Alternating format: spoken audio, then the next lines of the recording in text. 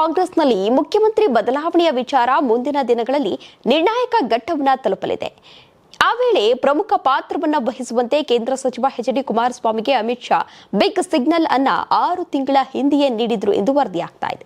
ಈ ಹಿನ್ನೆಲೆಯಿಂದಾಗಿಯೇ ಕುಮಾರಸ್ವಾಮಿ ರಾಜ್ಯ ರಾಜಕಾರಣದಲ್ಲಿ ಆಕ್ಟಿವ್ ಆಗಿದ್ದಾರೆ ಎನ್ನಲಾಗ್ತಾ ಇದೆ.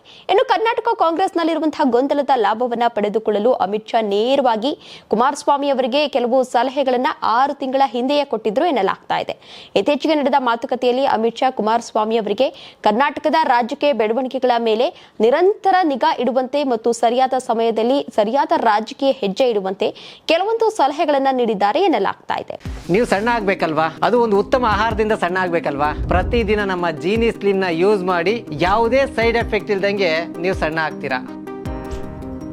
ಇನ್ನು ಕೇಂದ್ರ ಗೃಹ ಸಚಿವ ಅಮಿತ್ ಶಾ ಸುಳಿವು ನೀಡಿದ್ದಾರೆ ಎನ್ನುವ ಸುದ್ದಿಗೆ ಪುಷ್ಟಿ ನೀಡುವಂತೆ ಕುಮಾರಸ್ವಾಮಿ ಇತ್ತೀಚೆಗೆ ರಾಜ್ಯದಲ್ಲಿ ಫುಲ್ ಆಕ್ಟಿವ್ ಆಗಿದ್ದಾರೆ.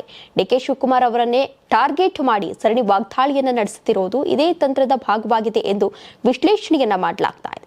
ಅಮಿತ್ ಶಾ ಅವರ ಈ ಆತ್ಮವಿಶ್ವಾಸಕ್ಕೆ ಮೂಲ ಕಾರಣವೇ ಕಾಂಗ್ರೆಸ್ ಪಕ್ಷದೊಳಗಿನ ಅಧಿಕಾರ ಹಂಚಿಕೆ ಒಪ್ಪಂದದ ಮತ್ತು ಎಂದಾದರೂ ಇದು ರಾಜ್ಯ ಕಾಂಗ್ರೆಸ್ನಲ್ಲಿ ಬಿರುಕು ಮೂಡಲು ಕಾರಣವಾಗುತ್ತದೆ ಎನ್ನುವುದು.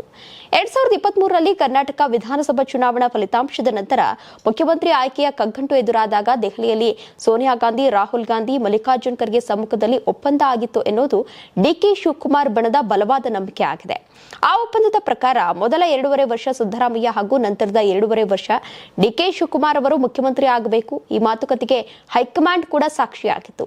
ಕೊಟ್ಟ ಮಾತನ್ನ ಉಳಿಸಿಕೊಳ್ಳಲೇಬೇಕು ಎಂದು ಡಿ.ಕೆ. ಶಿವಕುಮಾರ್ ಅವರು ಅವಾಗವಾಗ ಹೈಕಮಾಂಡ್ ಅನ್ನ ಎಚ್ಚರಿಸುತ್ತಲೇ ಬರ್ತಾ ಇದ್ರು. ಇನ್ನು ಸಿದ್ದರಾಮಯ್ಯವರು ಹೈಕಮಾಂಡ್ ಒತ್ತಡಕ್ಕೆ ಮಣಿದು ಕೆಳಗಿಳಿಯುವ ಸನ್ನಿವೇಶ ಬಂದ್ರೆ ಅವರ ಬೆಂಬಲಕ್ಕೆ ನಿಂತಿರುವಂತಹ ಶಾಸಕರ ಗುಂಪು ಪಕ್ಷ ತೊರೆಯುವಂತಹ ಸಾಧ್ಯತೆ ಇದೆ, ಅಥವಾ ಕಾಂಗ್ರೆಸ್ ಸರ್ಕಾರ ಪೂರ್ಣಾವಧಿ ಮುಗಿಸುವ ಸಾಧ್ಯತೆ ಕಮ್ಮಿ ಎನ್ನುವುದು ಅಮಿತ್ ಶಾ ಅವರ ಲೆಕ್ಕಾಚಾರವಾಗಿತ್ತು. ಈ ಗೊಂದಲಗಳ ಅವಕಾಶವನ್ನ ಬಳಸಿಕೊಂಡು ರಾಜ್ಯದಲ್ಲಿ ರಾಜಕೀಯ ಅಸ್ಥಿರತೆ ಉಂಟಾದರೆ ಮಧ್ಯಂತರ ಚುನಾವಣೆಗೆ ವೇದಿಕೆ ಸಿದ್ಧಪಡಿಸೋದು ಯೋಜನೆಯ ಭಾಗವಾಗಿದೆ ಎಂದು ವಿಶ್ಲೇಷಿಸಲಾಗ್ತಾ ಇದೆ. ಇನ್ನು ಅಮಿತ್ ಶಾ ಅವರ ಲೆಕ್ಕಾಚಾರದಂತೆ ರಾಜ್ಯದಲ್ಲಿ ಕಾಂಗ್ರೆಸ್ ಸರ್ಕಾರ ಪತನವಾಗಿ ಮಧ್ಯಂತರ ಚುನಾವಣೆ ಎದುರಾದರೆ ಅದನ್ನ ಎದುರಿಸಲು ಬಿಜೆಪಿ ಸಿದ್ಧವಿದೆಯೇ ಎಂಬುದು $1 ಮಿಲಿಯನ್ ಪ್ರಶ್ನೆ. ಈ ವಿಷಯದಲ್ಲಿ ಬಿಜೆಪಿ ಪಾಳ್ಯದಲ್ಲಿ 2 ಗುಂಪುಗಳಿವೆ. ಕೆಲವು ನಾಯಕರು ಜೆಡಿಎಸ್ ಮೈತ್ರಿಯ ಲಾಭವನ್ನ ಪಡೆದು ಅಧಿಕಾರಕ್ಕೆ ಬರಬಹುದು ಅಂತ ಲೆಕ್ಕಾಚಾರವನ್ನ ಹಾಕ್ತಾ ಇದ್ರೆ, ಇನ್ನೊಂದು ಗುಂಪು ಏನು ಯೋಚನೆ ಮಾಡ್ತಾ ಇದೆ ಅಂತ ಅಂದ್ರೆ ಈಗಲೇ ಚುನಾವಣೆ ಬೇಡ ಎಂಬ ನಿಲುವಿನಲ್ಲಿದೆ. ಈ ಒಗ್ಗಟ್ಟಿನದ ಕಾರಣಕ್ಕಾಗಿಯೇ ಅಮಿತ್ ಶಾ ಅವರು ಕುಮಾರಸ್ವಾಮಿ ಅವರನ್ನ ಮುಂದಿಟ್ಟುಕೊಂಡು ರಾಜಕೀಯ ಮಾಡಲು ನಿರ್ಧರಿಸಿದ್ದಾರೆ ಎಂದು ಹೇಳಲಾಗ್ತಾ ಇದೆ.